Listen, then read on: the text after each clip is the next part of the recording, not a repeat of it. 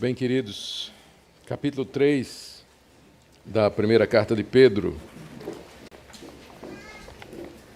Assunto muito tranquilo nessa manhã, a submissão das mulheres.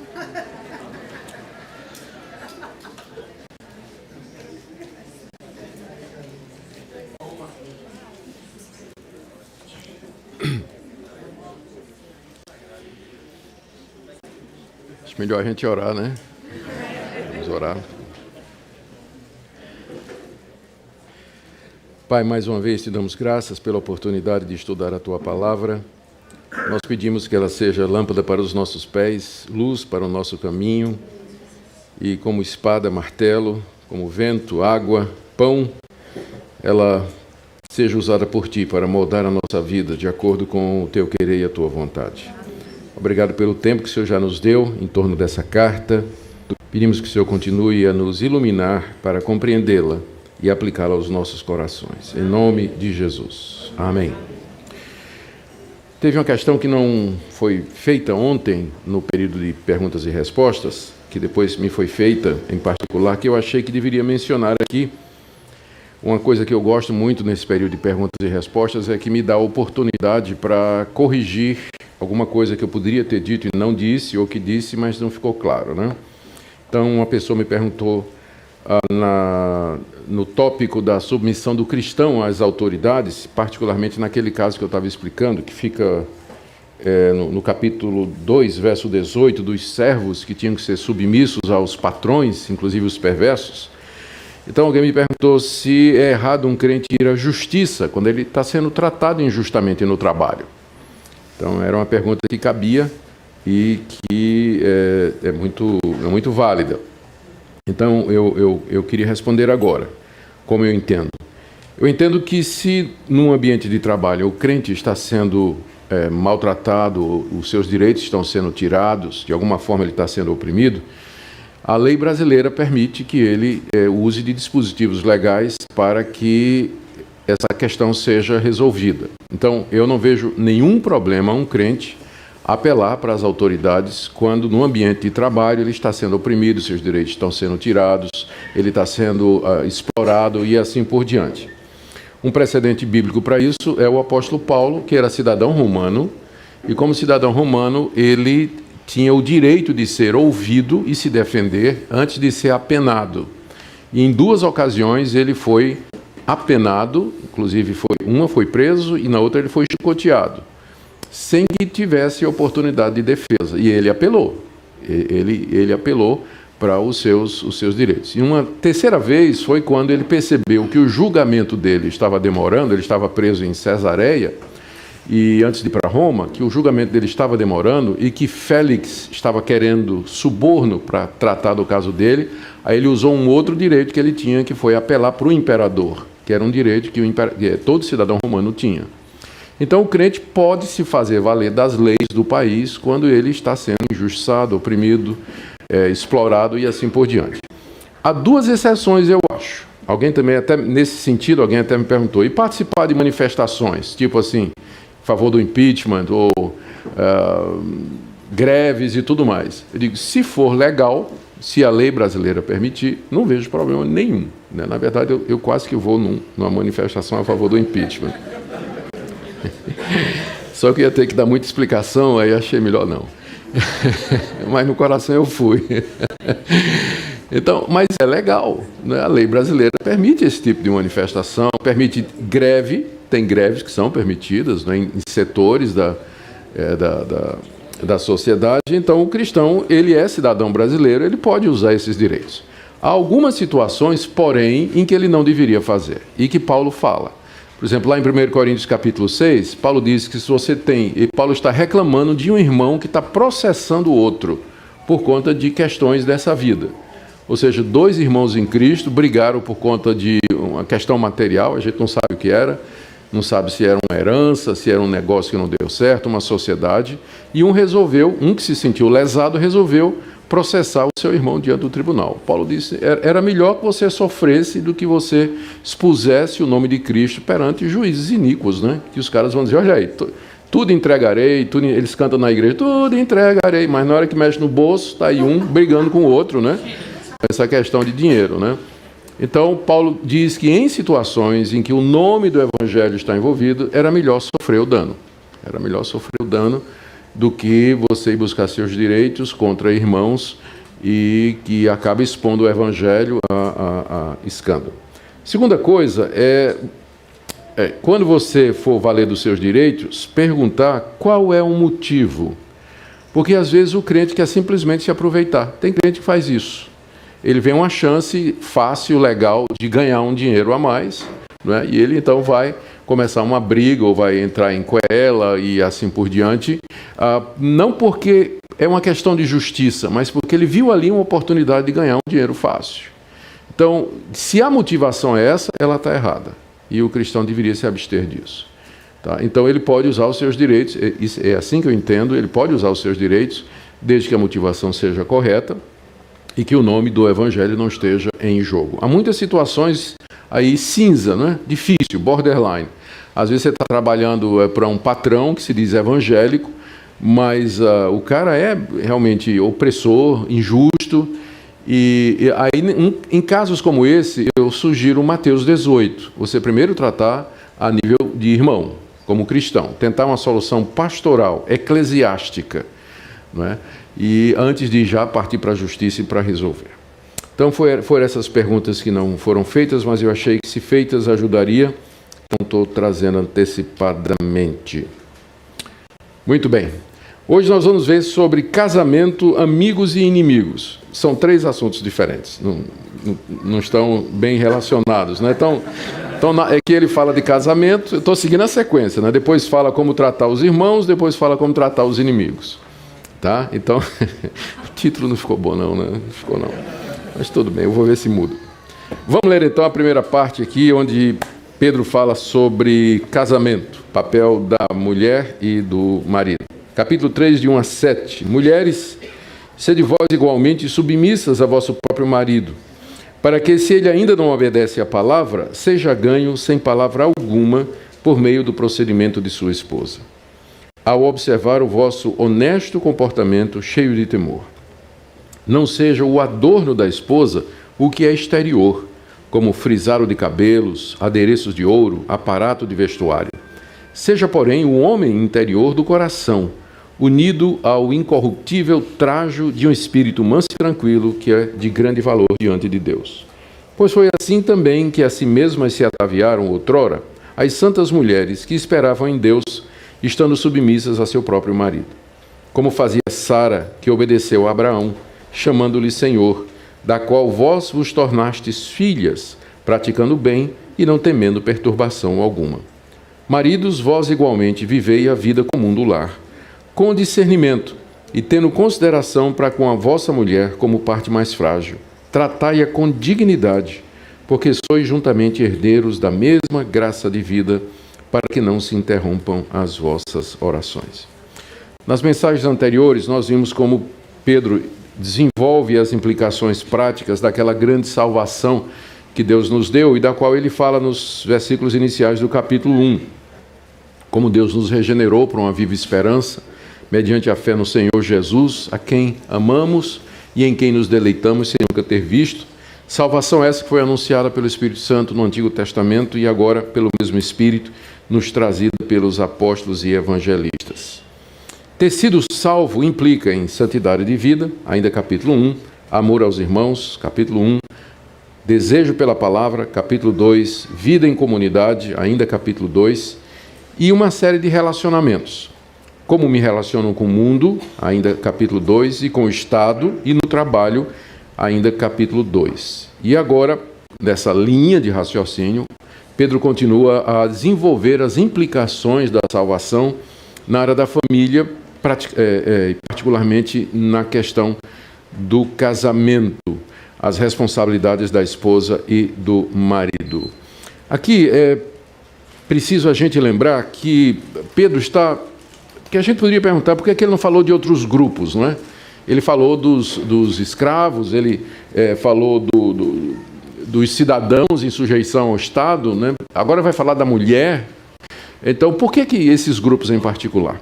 Como era uma época de perseguição e o ambiente era de hostilidade, eu penso que Pedro, como ele quer confortar a igreja cristã, os irmãos que estavam vivendo aquela situação, ele enfoca os grupos mais vulneráveis, os grupos que estavam mais sujeitos a serem opressos e explorados. No caso, os domésticos, né, os escravos, e também as mulheres casadas, que poderiam sofrer, e sofriam naquela época, uma grande opressão por parte dos maridos. Então ele foca nos que seriam mais vulneráveis ao sofrimento e à hostilidade que havia naquela época. Por isso, então, ele desenvolve aqui, é interessante, não é? Ele desenvolve, ele trata da questão do comportamento da mulher, do verso 1 até o verso 6 versículos, né? Mas para o marido ele gasta um só, que é o verso 7. Então, Paulo já é o contrário. Lá em Efésios capítulo 5, ele gasta uns 3 versículos falando do papel da mulher e uns 9 falando do papel do homem, né? Então, mas aqui Pedro faz exatamente o contrário. Por quê? Porque é uma situação em que ele está querendo confortar aqueles que sofrem mais. E no caso, a parte mais frágil da corda, naquela situação, era a mulher. Então, ele até vai dizer aqui que a mulher é frágil, não é por isso que ele gasta mais tempo tratando da mulher do que do marido. Apesar de que também é da alta importância, não é? Não vamos diminuir isso também aqui, porque ele gastou menos tempo falando a respeito disso. Então, essa é uma observação inicial para a gente entender por que ele está fazendo dessa forma. O que ele diz para as esposas? Ele diz no verso 1 que as mulheres, igualmente, deveriam ser submissas ao próprio marido. O igualmente aqui liga essa passagem ao que vem antes, que ele começou lá no verso 13 do capítulo anterior. No capítulo 2, verso 13, ele diz: sujeitai-vos a toda instituição humana por causa do Senhor. Aí no verso 18, servos, sede submissos. É o mesmo verbo na língua grega, só que por uma questão de estilo, os nossos tradutores às vezes traduzem como sujeitai-vos, ou sede submissos, ou sede obedientes, só por uma questão de estilo em português, mas em grego é o mesmo verbo. Então, quando chega no capítulo 3, verso 1, mulheres, sede vós igualmente submissas, o verbo ser submissa aí é o mesmo verbo do servos, sede submissos, e o mesmo verbo do sede submissos a toda instituição humana por conta do Senhor. Então, ele está continuando o tema de submissão, não é? Então, ele orienta a esposa a que ela seja submissa ao seu próprio marido. O alvo de Pedro é sempre o comportamento exemplar na sociedade, a bem da fé cristã e do testemunho cristão. Ele vem dizendo: sejam submissos às autoridades, servos sejam submissos aos patrões, mulheres sejam submissas ao marido, porque ele tem como objetivo geral da carta, pelo comportamento dos cristãos, calar a boca dos críticos. Nós já vimos que aquela sociedade pagã considerava os cristãos como uma seita meio perigosa, revoltada, que não queria aceitar as autoridades. O único senhor deles era o tal do Cristo, né? E então havia suspeitas de que era um pessoal meio que rebelde, mau caráter. E a maneira pela qual Pedro recomenda que os cristãos acabem com essa maledicência é que eles vivam vidas submissas. Eles mostrem na prática de que eles não são desobedientes, mas que eles sabem viver debaixo de autoridade. Então, por isso, sujeitem-se às autoridades, sujeitem-se aos patrões, e a esposa, então, seja submissa ao seu marido, porque é dessa forma, inclusive ele vai dizer aqui, que você vai ganhar o marido descrente, que é o mesmo mote nos outros casos. Você vai calar a boca dos outros, sendo submissa ao Estado, e você, que trabalha numa casa, como servo empregado doméstico, né, você vai calar a boca do críticas, né, mostrando o seu trabalho respeitoso e assim por diante. O foco de pode ser generalizado, né, para a mulher cristã casada, mas ele foca especialmente a mulher cristã, que provavelmente era muito comum. Já eram casados, a mulher ouviu o evangelho e elas colocaram um papel secundário para a mulher. O judaísmo, por exemplo, a mulher não participava do culto, não se engajava nos exercícios espirituais que eram feitos na sinagoga.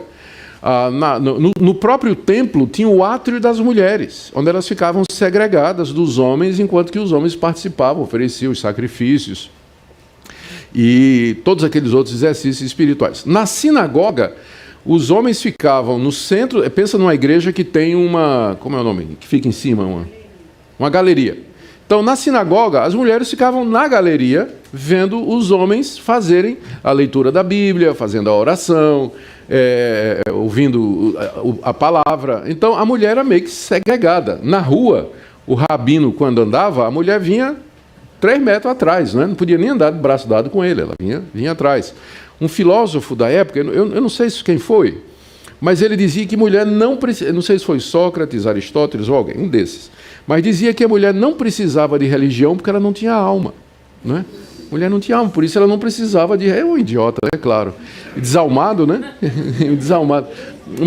Mas era a opinião. As religiões de mistério, que eram aquelas religiões que vinham de países como a Frígia, Mesopotâmia e tudo, as mulheres podiam participar, mas via de regra elas participavam como sacerdotisas e eram usadas como prostitutas dentro dessas religiões. Então havia uma meio que demanda de uma religião onde a mulher se visse em pé de igualdade, não é? Valorizada. E o cristianismo era exatamente essa religião, que dizia que todos pecaram, não há exceção, homem e mulher, são todos pecadores diante de Deus. Deus os criou, ambos à sua imagem e semelhança. Ambos caíram, pecaram e são salvos da mesma forma, que é mediante a fé em Cristo Jesus. Então não é de estranhar que as mulheres inundaram as igrejas cristãs. Finalmente acharam um Deus que as amava, as perdoava e aceitava em mesma condição de igualdade. Então, havia muitas mulheres na igreja do século I.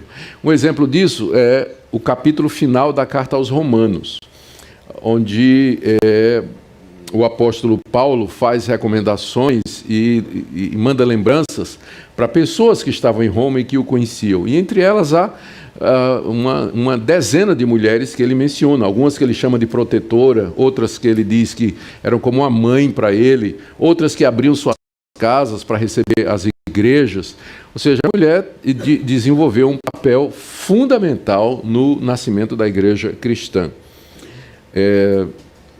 Mas havia esse caso, né, de que, via de regra, ou quase sempre, ou era frequente, que uma dessas mulheres era casada com alguém que não se converteu. Alguém que não se converteu. Dificilmente nós podemos usar uma passagem como essa aqui, em que Pedro está pressupondo a mulher casada com um descrente, como sendo uma defesa do casamento misto, né? Quando eu falo misto, na verdade, eu só faço casamento misto, né? Homem e mulher, né? Quer dizer, essa é velha, né? É horrível essa, mas tudo bem. Mas você não pode usar essa passagem para defender que o cristão ele deve procurar ou pode casar com uma pessoa que não tem a mesma fé. Porque isso aqui é situação de fronteira. Nós já vimos que eles eram novos convertidos. Isso aqui é uma primeira geração. É um pessoal que já era casado e um deles se converteu. Né? Nós não estamos falando aqui de caso de gente que nasceu cristão, cresceu dentro do Evangelho e, em uma certa altura, resolve casar com um descrente. Mas Paulo está contemplando aqui, Pedro está contemplando aqui uma situação de fato. Tá? Então, essa é a situação. O que é que Pedro orienta, então, aquela mulher que creu no Evangelho, recebeu a Jesus como Salvador, mas tem um marido que é descrente? São 3 exortações aqui. A primeira é que elas sejam sujeitas ao marido. Está aí no verso 1. Essa sujeição, é preciso a gente lembrar, ela tem... São 2 coisas aqui. Primeiro, ele diz, sede sujeitas a vosso próprio marido. A frase é construída de tal maneira na língua original que a gente pode entender que Pedro está dizendo que o marido é quem tem a primeira lealdade dela. A mulher tem que ser sujeita ao seu próprio marido. É como se ele dissesse, eu sei que você tem mulher, você tem líderes na sua igreja, você tem pastores, você tem mestres, mas a sua submissão é ao seu próprio marido, é a ele em primeiro lugar. Tá? A sua lealdade é a ele. A ele que você deve obediência em primeiro lugar. Talvez seja essa a razão, por conta do próprio aqui, não é? Porque não é próprio marido. Talvez a ideia seja essa, de que ele tenha prioridade na lealdade, na submissão e no respeito da sua mulher. É casada com o marido, na Bíblia, aquele homem, na Bíblia o marido ele é o cabeça da mulher, no casamento ele representa Cristo em relação à igreja, então é a ele que a lealdade dela, com quem a lealdade dela reside em primeiro lugar. A segunda coisa que nessa primeira exortação de submissão, não está dita por Pedro, mas a gente precisa lembrar, é que essa submissão ao próprio marido, obviamente, tem limites, não é? Exatamente como a submissão ao Estado tem limite, e a submissão do servo ao patrão perverso também tinha limite, como nós vimos ontem. Então, essa submissão da mulher ao próprio marido, ela vai até onde o marido não a obriga a ir contra a lealdade última e final dela, que é o Senhor Jesus Cristo. Então, a mulher cristã, ela está em primeiro lugar submissa ao Senhor Jesus Cristo, que é o Senhor dela, que é o seu referencial, que é o seu Deus. Então, o marido como que é o representante de Cristo para ela, né, no casamento. Na hora que o representante extrapola as suas funções, desvirtua a sua finalidade, então a mulher se vê num dilema. Ou ela obedece ao marido, ou ela obedece a Jesus Cristo. Então, no caso de um dilema desse, a mulher, à semelhança do escravo, que estava sujeito a um patrão perverso, e do cidadão que está sujeito a um governo desleal, a desobediência é permitida, não é? E aí, é claro, a mulher vai ter que fazer isso por própria conta e risco. Mas ela vai ter que escolher, às vezes, entre obedecer ao Senhor Jesus e obedecer ao seu marido. Por isso que sempre a orientação, embora não evite, mas sempre a orientação das boas igrejas e dos bons pastores é que, se você for casar, case com alguém que pensa como você em matérias de fé, de ética, de comportamento e de valores. Porque esse tipo de conflito vai surgir no casamento. E estoura, às vezes, no lado mais fraco, não é? Que é exatamente o da esposa. Então, é bom pensar sobre isso. Mas, em linhas gerais, o que Pedro recomenda é que a esposa seja submissa ao próprio marido. A ideia de submissão aqui não é submissão servil, né? Nós acabamos de falar sobre isso, mas de respeito, de reconhecimento da autoridade, do acatamento. Nos bons casamentos, e via de regra, as coisas se resolvem em conjunto. Às vezes chega numa dificuldade em que não se consegue chegar num acordo, então nesse caso deveria prevalecer a orientação do marido. A segunda exortação de Pedro aqui, a primeira é que seja submissa, essa é geral. Segunda, é no caso da mulher com o marido descrente. Está aí nos versos... Está aí no final do verso 1 e no verso 2. Aqui, no verso 1, depois de dizer que a mulher seja submissa ao próprio marido, Pedro aventa a possibilidade de que um desses maridos, não é? Ele ainda, está acompanhando aí, não obedece à palavra. Obedecer à palavra significa ser crente. Porque, embora a salvação seja pela fé, com frequência, crer em Jesus Cristo e obedecer a Jesus Cristo é a mesma coisa no Novo Testamento. Então, às vezes, a Bíblia se refere à pessoa que é salva como alguém que é crente ou como alguém que é obediente.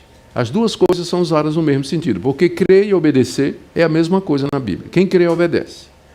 Então, por isso que ele diz, se alguém é casada com um marido que ainda não obedece à palavra, ou seja, ele ouviu a palavra, mas ele não obedeceu ao que a palavra disse, arrependa-se e creia em Jesus. Então, ele é desobediente à palavra. Ele não obedeceu o que o Evangelho está dizendo. Então, se uma mulher é casada com ele, que seja ganho sem palavra alguma por meio do procedimento de sua esposa. Procedimento é a maneira de viver, não é? Então, como ela deveria fazer para ganhar o marido desobediente? Pedro diz aqui que tem que ser sem palavras. Verso 1, não é? Seja ganho sem palavra alguma. Isso aqui está dentro daquela estratégia de Pedro, de que as boas obras calam a boca dos insensatos e dos críticos. A palavra é o meio normal pelo qual Deus converte as pessoas. Mas há situações de que, sem discurso direto da esposa, só pelo comportamento, Deus pode falar ao coração de um marido. Tem muita lição que pode ser tirada aqui. Uma delas é que a esposa crente, ela precisa ter sabedoria para não esticar a corda demais, porque se esticar demais, a corda parte. E também para saber que tem marido, que se você fica o tempo todo evangelizando ele, né, você está fazendo o efeito contrário. Ele vai desenvolvendo uma resistência e uma raiva cada vez maior da esposa crítica e da esposa que quer a conversão dele. Pedro está dizendo que no ambiente desse, o comportamento silencioso da esposa é mais eficaz para a conversão do marido descrente do que se ela ficar escrevendo versículo no espelho, colocando versículo na porta da geladeira, colocando lembretinho na tampa, na garrafa de cerveja dele, ou enfim, né? Todo esse tipo de coisa que a mulher fica achando que ela é responsável pela conversão do marido, tem que ganhar o marido de qualquer jeito, no fim acaba, na verdade, empurrando mais para longe. Pedro aqui recomenda o comportamento. Esse comportamento, ele diz aqui, é o honesto, né? Verso 2, ao observar o vosso honesto comportamento. Um comportamento honesto aqui, literalmente, é puro na língua grega. Ou seja, sem intenções impuras, como as mulheres do mundo, que às vezes fazem de tudo para agradar o marido, mas elas têm outras intenções, querem um favor, querem uma coisa, querem outra. Mas a mulher cristã, ela tem um comportamento puro, honesto, as intenções dela são verdadeiras. Ela quer amar o marido e cuidar do marido, porque é essa a missão que Deus lhe deu para que ela faça isso. E dessa forma ela ganharia o coração do seu esposo. Então, primeira orientação, seja submissa. Segunda orientação, cale a boca. Ganhe seu marido sem palavras pelo comportamento. Terceiro, com relação ao vestuário, do verso 3 até o verso 6. Pedro está dizendo que o adorno delas, verso 3, o adorno da esposa, ele está então focando na mulher casada, né? Mas isso aqui também pode se aplicar à mulher solteira também. Mas no caso ele está pensando na mulher casada. E de que maneira ela pode ganhar o marido? Porque talvez ela pense que vai ganhar o marido com um adorno, né? Se enfeitando, ficando bonita e tudo. De repente vai ganhando o coração dele, ele se converte, né? Só pela beleza da mulher. Mas aí dentro ainda desse tema, como ganhar o marido descrente, Pedro diz que o adorno da esposa não seja o que é exterior, como frisado de cabelos, adereços de ouro, aparato de vestuário. Aqui é um problema, né? Porque, então, nós vamos tudo, né? Como é que vai ficar? Porque tem igrejas que proíbem mesmo isso, né? Que a mulher não pode, né, fazer, ele diz aqui 3 coisas, né? Cabelo frisado, então, eu imagino que é fazer o cabelo, né? Cabelo bonito, um bom penteado. Tem mulher evangélica que gasta horas no cabeleireiro, né? E depois ainda põe as teinhas de ouro, uns negócios bonitos, uns diademas, essas coisas. Então, frisado de cabelo, adereços de ouro. Pode pensar em colar, pode pensar em brinco. Naquele tempo tinha pingente, né, no nariz também, pulseira, né? Sei mais lá o que é que tinha, né? E aparato de vestuário, ou seja, aqueles vestidos com véus, com outras peças, quer dizer, a mulher, uma boneca, não é? Então, Pedro está dizendo, olha, não vai ser assim que você vai ganhar seu marido para Cristo. Agora, a pergunta é, Pedro está proibindo de forma absoluta que a mulher cristã se embeleze? Puxa, você já tem a resposta para isso? E eu vi logo o marido gritando, né? De jeito nenhum. Calma. Mas então o que ele está dizendo aqui? A resposta é óbvia, né? Ele não é que seja proibido. O que ele está dizendo é que a mulher cristã não deve perder o foco. Né? Não vai ser dessa forma que ela vai ganhar um marido para Jesus Cristo. E também ela não deve focar no exterior. Ela não deve focar no exterior como se fosse o seu valor maior. Agora, embora a gente saiba, infelizmente, que no domingo de manhã, a maioria das irmãzinhas passa mais tempo diante do espelho do que orando pelo pregador. Isso é verdade. É ou não é? É. Então, o que Pedro está dizendo aqui é que o foco da mulher não deveria ser o exterior. Não é que ele proíbe. Na verdade, eu acho que as mulheres cristãs elas deveriam ser as mais bonitas do planeta. Eu não tenho dificuldade com relação a isso. A própria igreja ela é descrita na Bíblia como sendo uma noiva adornada para o seu noivo. Então, não é errado a mulher se fazer bonita. Errado é quando ela faz isso pelos motivos impuros, que acabou de dizer aqui. Né? Para aparecer... E às vezes ela, agora pensando na mulher solteira, né? Ela capricha no visual porque ela quer atrair a atenção masculina. Mas o homem que vai ser atraído a você por conta do seu aspecto físico não vai ser exatamente aquele tipo de homem com quem você vai querer conviver 40, 50 anos. Né? Porque ele está atraído pela sua beleza exterior, né? E não pelo que você é. Porque com o passar do tempo você não vai conseguir ser tão bonitinho assim. Né? O tempo, a gravidade com os anos vai puxando tudo para baixo, né? Então, por isso, o foco não deve ser o exterior, embora não é errado a mulher cristã se vestir discretamente, tá certo? E aqui eu aproveito, né, embora não seja, Pedro aqui está focando mais na questão do tudo mais, na questão da beleza, né, do destaque, né, que se dá à beleza feminina. A mulher sabe bem como fazer isso.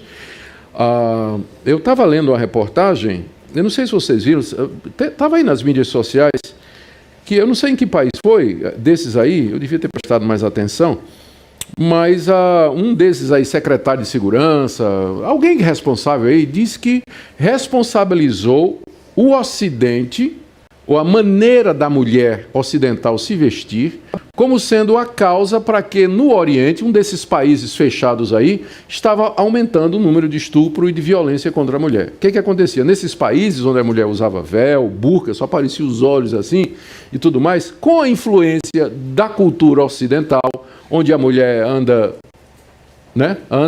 Então, essas mulheres começaram a andar dessa maneira lá, e os homens... Não é? E aí, gente dizendo, não, mas não é possível, não pode culpar, não pode culpar a violência contra a mulher, só porque a mulher está andando de minissaia, né, expondo as partes e tudo. É que não sabe, talvez, se foi uma jornalista, ela não deve saber como é que homem funciona, né, porque homem vai pelo visual, pode ter certeza. E provoca mesmo. E às vezes tem irmãzinha que não tem a menor ideia de que ela está provocando. Ela está provocando mesmo. Ela não faz isso com intenção. Ela usa minissaia porque ela vê todo mundo usando a minissaia dela na televisão, os coleguinhas usando. Não é nem minissaia hoje, é pra que saia, né? Pra que saia? É nem minissaia. Então o homem, ele é provocado. E se ele não tem domínio próprio, não é? Se ele não é uma pessoa de princípios e tudo, é um cafajeste, um canalha e tudo mais, na primeira oportunidade ele vai assediar. E vai em cima, e provoca mesmo. Né? Então, eu estou falando como homem, provoca mesmo. Então, era muito bom que a gente lembrasse disso também, não é? Que o tipo de homem que você atrai, se vestindo de forma sensual, pode não ser exatamente aquele cavalheiro, príncipe encantado, montado num cavalo branco, com quem você gostaria de casar e viver o resto da sua vida. Bom, então, em contraste a isso, Pedro diz no verso 4, seja o homem interior do coração. Embora ele esteja falando para a mulher, não é? Ele diz que ele fala do homem interior no coração. Toda mulher tem um homem dentro dela, né? Como não está dizendo aqui, né? Seja o homem interior do coração. Mas é que, na verdade, homem aqui é usado no sentido genérico, homem e mulher, é a humanidade, né? Que seja o que você é. Pedro deve ter em mente o fato de que quando Deus criou o homem, lá no Éden, está escrito lá em Gênesis, criou Deus o homem à sua imagem e semelhança. Homem e mulher o criou. Então o homem é a nossa raça. Só que tem o Adão e a Adamá no hebraico. o homem e a mulher. Mas a raiz da palavra, a gente perde isso no português, não é? Mas em hebraico é Adam e Adamá. Então, são homem, não é? Só que eles têm gêneros distintos. Mas a raiz é comum. Por isso que Pedro, né, quando está falando aqui espiritualmente do que é que a mulher tem que ser por dentro, ela diz que seja o homem interior do coração. Ou seja, aquilo que nós somos por dentro, né, tanto homem como mulher, que deve ser. E o trajo que deve valer, ele diz aqui, é o incorruptível trajo é roupa, de um espírito manso e tranquilo diante de Deus. Porque você pode ser bonitinha, tem até um nome, um filme com isso aí, né? Bonitinha, mas ó, eu não queria dizer não, porque fica pesado eu dizer, né? Mas, porque, você não tem problema para dizer, eu teria. Mas então, porque você pode, de repente, ser bonitinha, mas é uma fera por dentro, né? Então, o que Pedro está dizendo, que tem que estar unido a um espírito manso e tranquilo, que é de grande valor, talvez não diante dos homens, mas diante de Deus. Então, esse é o foco da mulher casada. No caso, com um descrente. Como é que você vai ganhar? Então, não se iluda. É pelo seu comportamento e não é necessariamente pela sua beleza, mas pelo homem interior tranquilo e a roupa e o trajo de um espírito manso e tranquilo, que é de grande valor diante de Deus. Aqui Pedro está seguindo o mesmo tema que ele vem lá do capítulo 2, não é? Que nós respondemos aos nossos críticos pelas nossas boas obras. Nós respondemos aos que nos acusam praticando o bem e fazendo o que é correto diante de Deus. Ele ilustra o que ele está dizendo aqui, nos versos 5 e 6, com uma citação geral de mulheres que no Antigo Testamento procederam dessa forma, e em particular o caso de Sara. No verso 5, em geral, ele diz: pois foi assim que a si mesmo se ataviaram outrora as santas mulheres que esperavam em Deus, estando submissas a seu próprio marido. A gente não sabe a quem Pedro está se referindo na história do Antigo Testamento, mas podíamos lembrar de Rebeca, podíamos lembrar de Raquel, e especificamente ele menciona o caso de Sara, no verso 6, como fazia Sara, que obedeceu a Abraão, chamando-lhe Senhor. Isso aqui é uma referência em Gênesis 18, 12. Naquela época, não estou dizendo que você tem que chamar seu marido de Senhor hoje, né? Mas o que ela quer dizer, o que Pedro está dizendo, é que era uma expressão de respeito naquela época. A mulher se dirigir ao seu marido chamando ele de Senhor. Hoje em dia isso não faz mais sentido na nossa sociedade, mas o respeito sim, né? Se dirigir ao marido de forma respeitosa. Assim fazia Sara, que obedeceu a Abraão, chamando-lhe Senhor, da qual, e aí vem a implicação, da qual todos vós, mulheres, vos tornastes filhas, praticando o bem e não temendo perturbação alguma, sem medo do que o marido pode fazer. Porque, enquanto que ansiedade é uma das grandes preocupações do homem, medo é uma das grandes preocupações da mulher.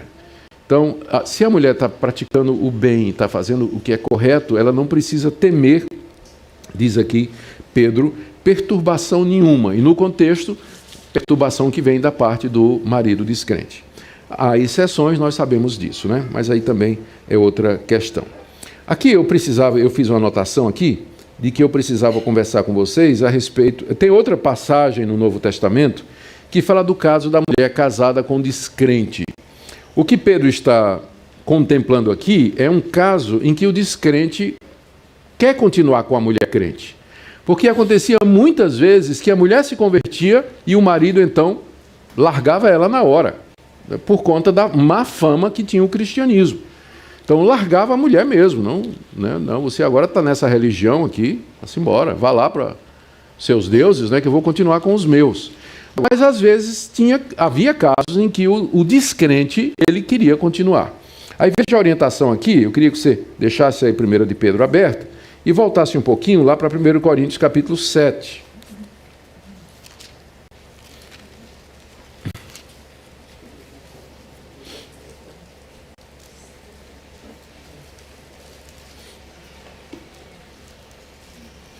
Verso 13. É a mesma situação, só que Paulo aborda de um outro ângulo. A mulher que tem marido incrédulo e esse consente em viver com ela, não deixe o marido. Porque era uma das tentações que a mulher cristã, a mulher que se converteu, ela podia ter. Mas vai ser uma vida muito difícil, né? Eu viver casada agora, eu me converti, conheci a verdade, meu marido é desobediente à palavra, é um pagão, com todos os costumes pagãos. Como é que eu vou viver submissa a um homem desse, né, com um comportamento honesto, cheio de temor, com a missão de ganhá-lo? Não é? Como é que vai fazer isso? Olha a resposta de Paulo. Se o marido consente em continuar vivendo com a mulher depois da conversão, né, dela, então não cabe à mulher pedir o divórcio. A mulher não devia se separar do descrente. Ou seja, não é motivo para pedir separação o fato de que você se converteu e o seu marido não se converteu. Razão, diz o apóstolo Paulo no verso 14. O marido incrédulo é santificado no convívio da esposa. Não é parecido com Pedro? O convívio, né?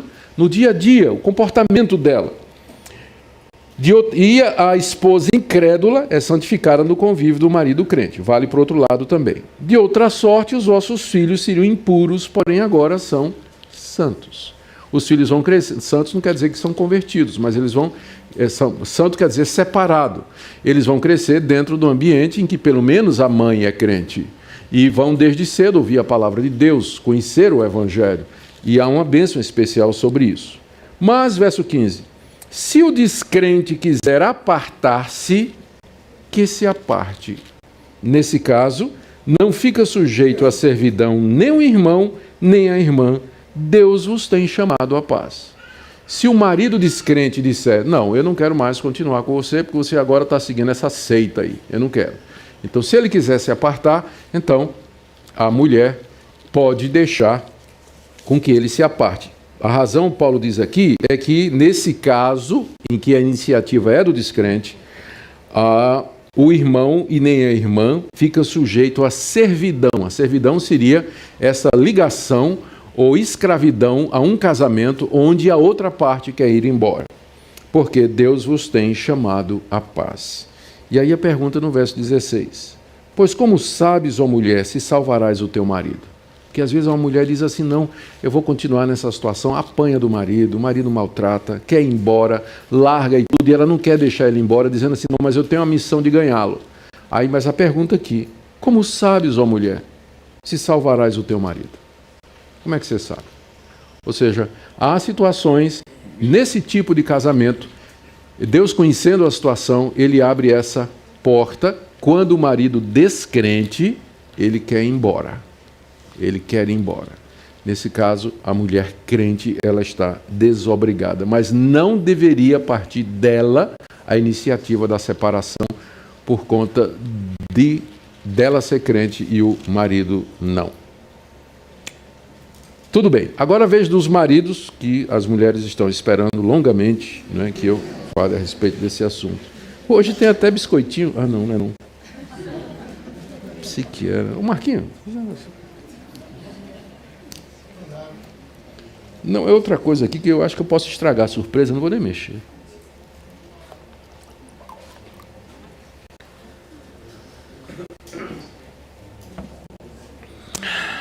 Vamos lá. Verso 7. Maridos, vós igualmente vivei a vida comum do lar, com discernimento, e tendo consideração para com a vossa mulher como parte mais frágil, tratai-a com dignidade, porque sois juntamente herdeiros da mesma graça de vida, para que não se interrompam as vossas orações. Ninguém sabe ao certo o motivo, porque que Pedro, ao falar da esposa, focou no caso da esposa casada com um descrente. Mas quando ele fala do marido, o pressuposto é que o marido está casado com a mulher crente. Tanto é que diz que os dois são herdeiros da mesma graça da vida. Então, por que isso? A gente não sabe. Talvez estatística. Era muito mais fácil você encontrar a situação de uma mulher casada com um descrente, nesse primeiro início, né, nesse início da igreja cristã, do que o oposto. Porque uma vez um marido convertido, e naquele tempo a religião da família era a religião do marido, A religião da família era a religião do marido. Então, uma vez o marido convertido, a esposa, filho, os escravos, todo mundo entrava de bolo na igreja, né? Eram considerados, então, ou faziam parte da comunidade. Talvez por essa razão, que Pedro não está aqui antevendo o caso de um marido casado com uma mulher descrente. A orientação, então, é para o casal crente. E a orientação aqui é a seguinte: para os maridos, 2 deveres, por 3 motivos. Primeiro, note o igualmente aí, não é? O igualmente aí liga com o capítulo 3, verso 1, mulheres, sede vós igualmente. Ou seja, ele está continuando as orientações e as implicações da grande salvação. 2 deveres do marido. Primeiro, viver a vida comum do lar, com a esposa. Essa palavra comum aqui, às vezes tem feito com que a gente interprete errado o que Pedro está dizendo. Troque a palavra comum por conjunta.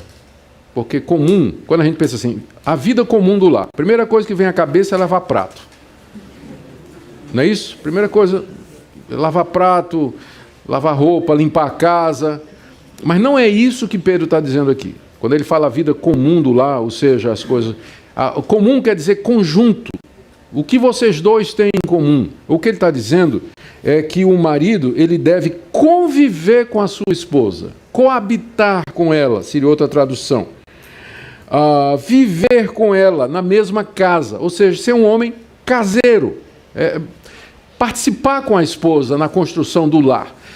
E se colocando em termos negativos, Pedro está dizendo para o homem para ele não ser ausente, para ele não se eximir de viver a vida do lar em conjunto com a sua esposa, mas assumir o casamento e a família e a casa e participar ativamente da construção da família juntamente com a esposa. Isso significa conhecer a esposa, apreciar a esposa, protegê-la, com ela, aí sim, né, fazer as coisas do dia a dia. Mas a orientação, essa primeira aqui, viver a vida comum do lar, é contra o marido ausente. O marido que não se envolve, que não participa, que não é companheiro, que não está junto com a esposa. Então, isso aqui, naquela época, para o tempo de Pedro, era alguma coisa meio que revolucionária, porque o marido era visto como o senhor da casa, não é? E havia uma certa distância até com relação à esposa e aos filhos. Como eu disse, se tratando de uma família de classe média elevada, geralmente tinha escravos que cuidavam de tudo que era feito na casa, não é? O marido cuidava dos seus negócios e a esposa era a rainha do lar, e ela cuidava da família, cuidava dos filhos, cuidava de tudo, e o marido estava lá em cima no seu próprio lugar destacado e tudo. Pedro está dizendo que não deveria ser assim entre os cristãos, mas que o marido deveria viver em conjunto, coabitar com a sua esposa, com ela construir a família juntamente, sem deixar para ela toda essa responsabilidade. O segundo dever é que o marido deveria ter consideração com ela e tratá-la com dignidade. Verso 7, maridos, vivei a vida comum do lar, que é o primeiro. Ele fala aqui com discernimento. Eu esqueci de mencionar isso aqui, mas é autoexplicativo, né, a palavra.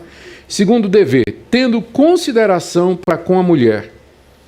Tendo consideração para com a vossa mulher. Essa expressão aqui, tendo consideração, na verdade, significa tendo honra para com ela, né? Mostrando respeito e honra para com a esposa. Era comum a mulher ser desprezada, tratada como um ser inferior, secundário, sofrer abusos, era mais como objeto, às vezes, ao bel prazer do marido. Mas aqui Pedro recomenda que os cristãos tratem sua esposa com dignidade, com respeito. Ele dá 3 razões para isso.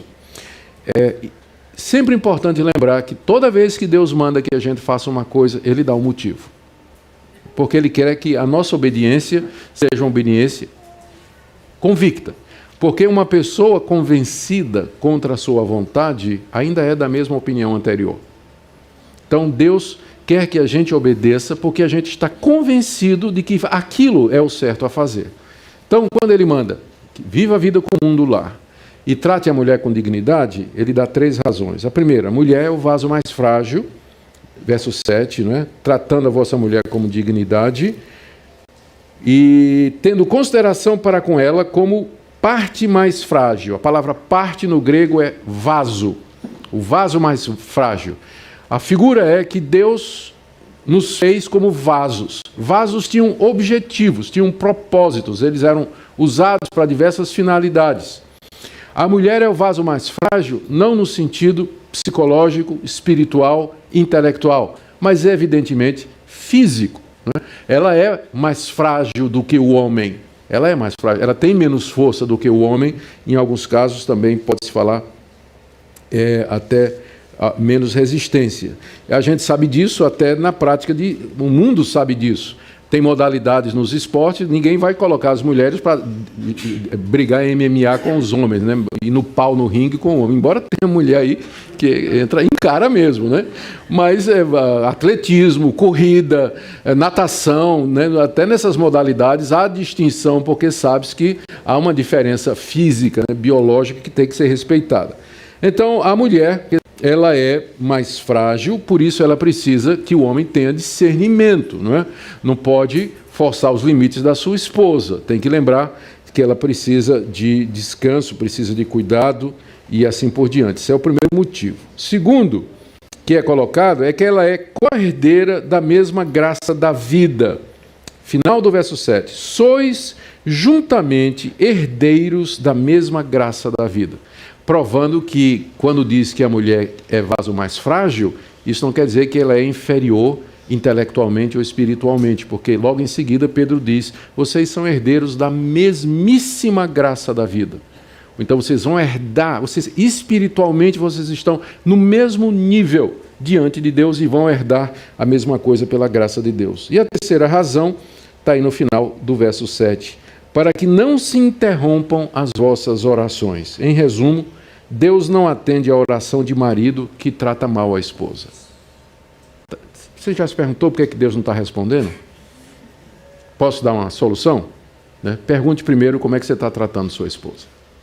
Porque está dizendo aqui que se você não trata a sua esposa com dignidade, com honra, não vive a vida comum do lar, sua oração vai ser interrompida. Ou seja, não a oração, que você vai continuar orando, mas só que Deus não vai continuar respondendo. Ele vai interromper as respostas. Então, homem que trata mal a mulher, Deus não responde a oração. Essa é a razão que Pedro coloca aqui, para que, eu espero que seja suficiente para lhe convencer, né?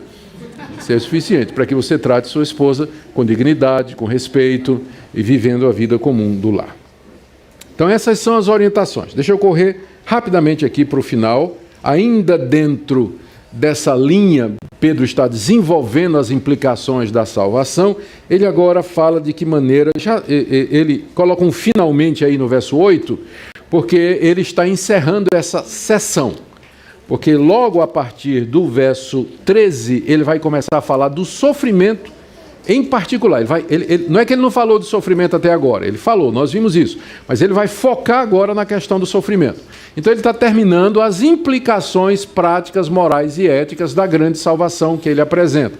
Por isso que ele diz, finalmente, né? Chegou na parte final. E no finalmente ele coloca orientações gerais sobre como nós devemos nos tratar como irmãos. Finalmente, verso 8, sede todos de igual ânimo, compadecidos, fraternalmente amigos, misericordiosos, humildes. Ele coloca aqui, são 5 orientações bem gerais, né, de que maneira a nossa fraternidade deveria se tratar. Ser todos de igual ânimo, quer dizer, ter o mesmo sentimento, procurar pensar e sentir da mesma forma, nem sempre é possível, mas a busca da unidade sempre deveria estar na nossa lista de prioridades. Em seguida ele fala de sermos compadecidos, porque sempre vai ter algum irmão precisando de compaixão e de cuidado. Fraternalmente amigos, não somente irmãos, mas amigos. Isso aqui às vezes não é fácil, né? A gente é irmão, mas nem sempre amigo.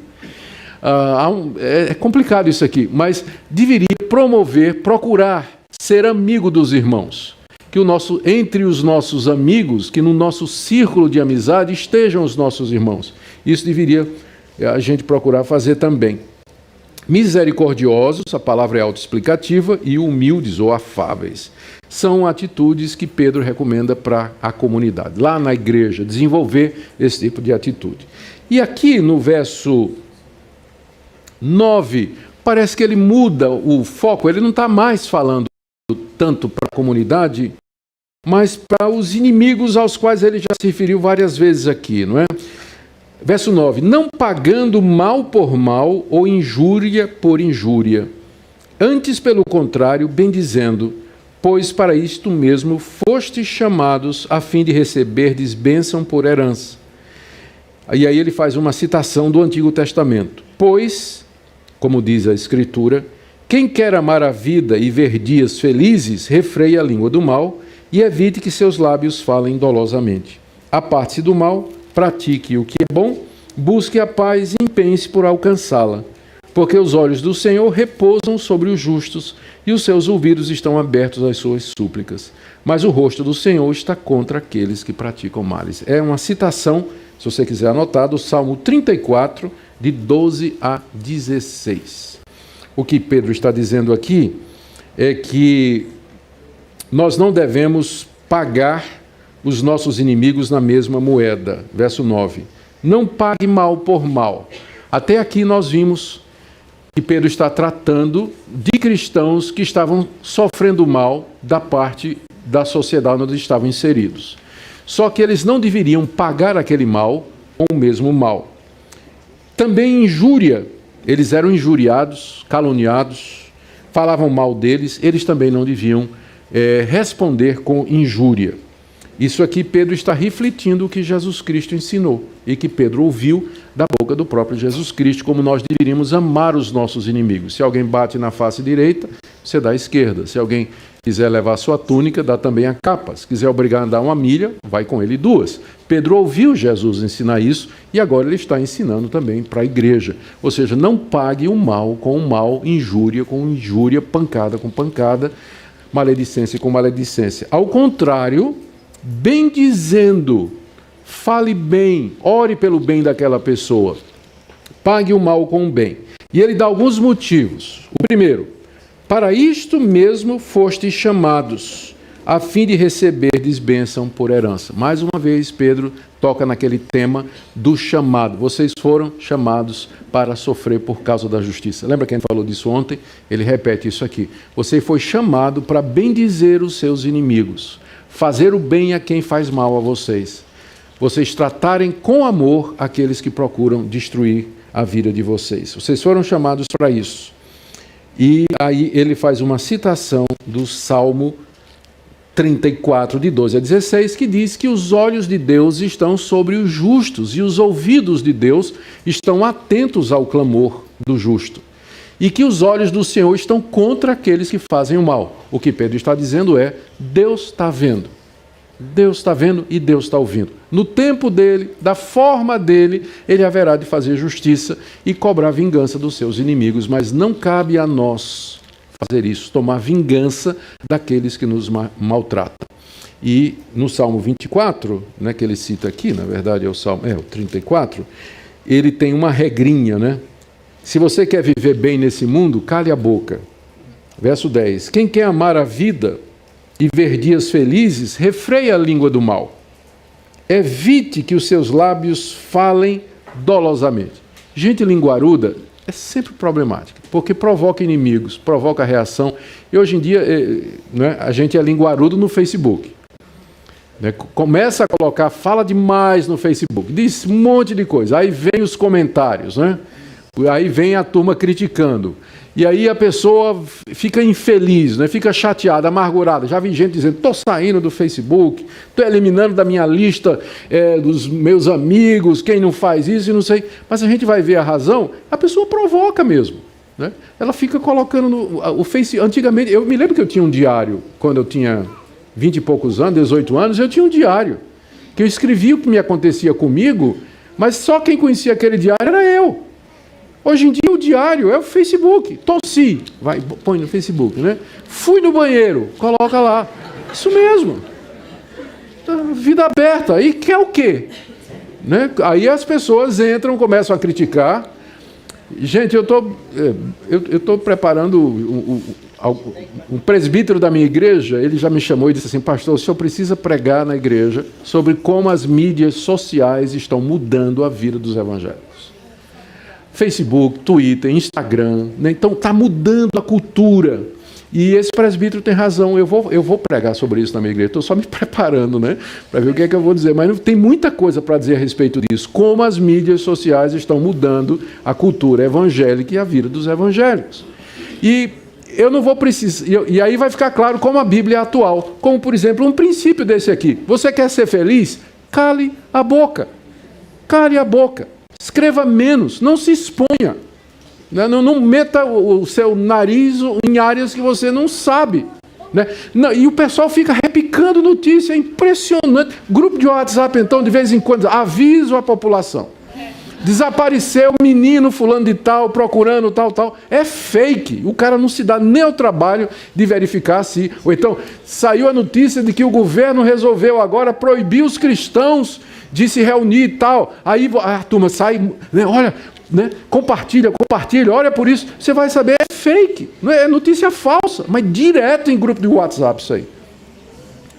Né? De gente que costuma fazer isso. Nossa, então isso tem mudado muito a face da vida da igreja e a gente precisa ver. Mas os princípios já estão aqui na palavra de Deus. Né? Controlar a língua, no caso os dedos, né, no teclado, controla a língua. Se você quer dias felizes, uma vida tranquila, você tem que controlar a língua, porque senão vai acontecer esses problemas. Isso está dentro do que Pedro está falando, como nós devemos tratar os nossos críticos e os nossos inimigos. Não é? Quer dias felizes, quer dias tranquilos, Deus está vendo, Ele está ouvindo e Ele vai dar a solução no tempo do Senhor. Mas quanto a nós, busquemos a paz com todos. Amém? Gente, eu quero terminar aqui lembrando alguns pontos. Primeiro, o relacionamento com os irmãos e também o relacionamento com os inimigos, acabei de falar, mas o foco maior do estudo foi sobre o casamento. A minha expectativa é que esse estudo possa ajudar os casais aqui. Eu sei que o foco de Pedro era o casal, era a mulher casada com descrente, mas muito que foi dito ali também tem a ver no casamento cristão. Às vezes o casal é crente e o marido está errado, né? Está errado mesmo, e a esposa fica querendo convencê-lo, né? Quando às vezes o que ela devia fazer não é que vai tratá-lo como descrente, mas deveria usar a mesma estratégia que Pedro está dizendo aqui para o marido descrente. O comportamento, o respeito. Né? E de repente aquele marido vai cair em si. Vai cair em si. E ele vai ver que ele está errado e ele vai reconhecer. Às vezes o melhor tratamento é esse mesmo. Vamos encerrar com uma oração? Ó Deus, obrigado pela Tua palavra, sempre tão rica, verdadeira, relevante e atual. Nós pedimos pelos casamentos aqui representados, pelos casais que aqui se encontram. Oramos, ó Deus, por aquela esposa que luta com o marido descrente, ou por aquele marido que luta com uma esposa descrente. Nós queremos orar, Senhor, também pelos casais crentes que enfrentam dissensões, que estão em vias de separação, vivendo um momento de crise. Oramos também que o Senhor nos ajude a amar os irmãos, ser amigos e também a tratar os nossos inimigos e controlar a nossa língua. Abençoa-nos, ó Deus, para que vivamos conforme Teu querer e Tua vontade. Em nome de Jesus. Amém. Amém. Marquinhos.